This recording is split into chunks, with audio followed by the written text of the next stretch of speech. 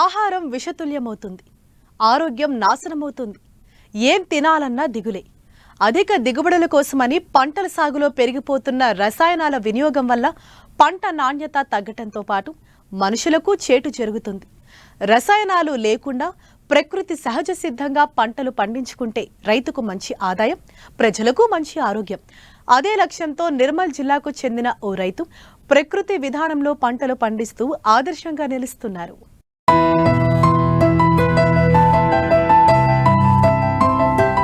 రసాయన ఎరువుల వినియోగంతో పెట్టుబడులు పెరగడం తప్ప రైతుకు లాభం లేదంటున్నారు నిర్మల్ జిల్లా తల్వేద గ్రామానికి చెందిన రైతు కోమటి బుచ్చన్న. అధిక పెట్టుబడితో నష్టాలను మూటగట్టుకోవడం తప్ప లాభం లేదని గుర్తించిన ఈయన 5 ఏళ్లుగా ప్రకృతి విధానంలో వరి, కూరగాయల పంటలు సాగు చేస్తూ నాణ్యమైన దిగుబడులను సాధిస్తున్నారు. ఎలాంటి రసాయన ఎరువులను వాడకుండా కేవలం గో ఆధారిత వ్యవసాయం చేస్తున్నారు. మొక్కలు ఆరోగ్యంగా పెరిగేందుకు ఘన జీవామృతంతో పాటు డీకంపోజర్ వేస్తున్నారు. ఉల్లి పంటకు చీడపీడలు ఆశించకుండా బూడిదను చల్లుతూ కొత్త నిర్వచనం చెబుతున్నారు. కెమికల్ తోటి వేసుట్లా బాగా నష్టం పోయినాము కాబట్టి మనకు అందరికి మంచి ఫుడ్ పెట్టి మంచిగా ఆదర్శంగా అందరు బాగుండాలని ఈ సేంద్రియ వ్యవసాయము చేస్తున్నాం. ఇట్లా మళ్ళా మన ఈ వడ్లు కానీ ఈ యొక్క కూరగాయలు కూడా మళ్ళీ న్యాచురల్ ఎట్లున్నాయంటే మనకు ఫస్ట్ ఏం చేస్తున్నామంటే మనకు ఆవుమూత్రంతో మనం తయారు చేస్తాము.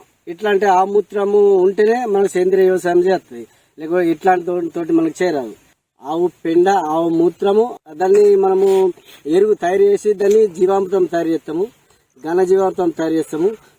మళ్ళా వేస్ట్ డీకంపోజర్ మనం దున్నినాక మంచిగా జీవామృతం అంతా మళ్ళీ చల్లేలా, లేకపోతే చెట్టు కొద్దిగా ఇట్లా వేస్తే మనకు దానికి చెట్టుకు మంచిగా ఎనర్జీ వస్తాయి, మంచిగా పిలికలు వస్తాయి, మంచిగా ఖాత కూడా పడుతుంది.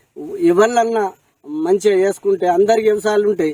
కొద్దిగా పెట్టుకొని మనకు ఇంటి మందమన్న కానీ ఎందరో బాగా బియ్యాలు ఉన్నాయి కానీ వాళ్ళ కోసం కాదు, మార్కెట్కి పోతున్నారు, తెస్తుండ్రు. అదే మన కోసం కొన్ని చెట్లు పెట్టుకొని మన పిల్లలకు, మన ఇంటోళ్లకు, మన ఫ్యామిలీ కోసం అన్న కానీ పెట్టుకొని మంచిగా తింటే మన పిల్లలు బాగుంటారు, మనం ఆరోగ్యంగా మనం ఉంటాము, మన ఫ్యామిలీ బాగుంటుంది.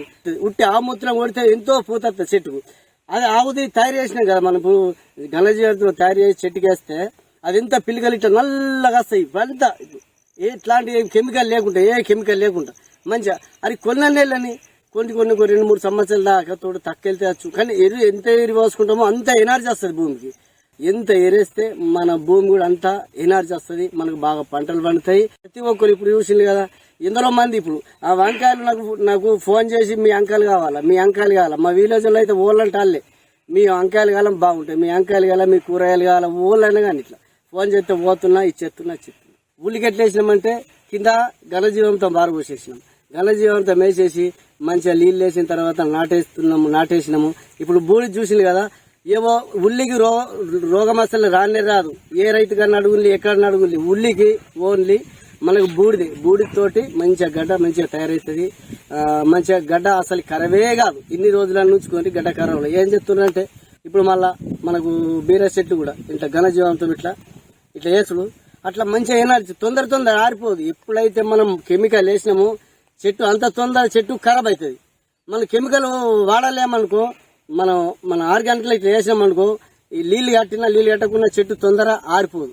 అట్లా ఉంటుంది అన్నట్లు. ఇప్పుడు ఎంత మంచిగా ఉన్నది. మరి మా తల్వేద శివార్లలో కోంబడి బుచ్చన్న అతను చాలా మన వెజిటేబుల్స్ పండిస్తున్నాడు. అతను కూరగాయలు, చిక్కుడుకాయ, బీరకాయ, మిరపకాయ అన్ని సేంద్రియ ఎరువులతో పండిస్తున్నాడు. మరియు గోమూత్రము, శనగపిండి సహజంగా దొరికే మన ఎరువులకు బాగా దిగుబడి వస్తుంది. మన కూరగాయలు మార్కెట్లో బాగా దిగుబడి వస్తుంది.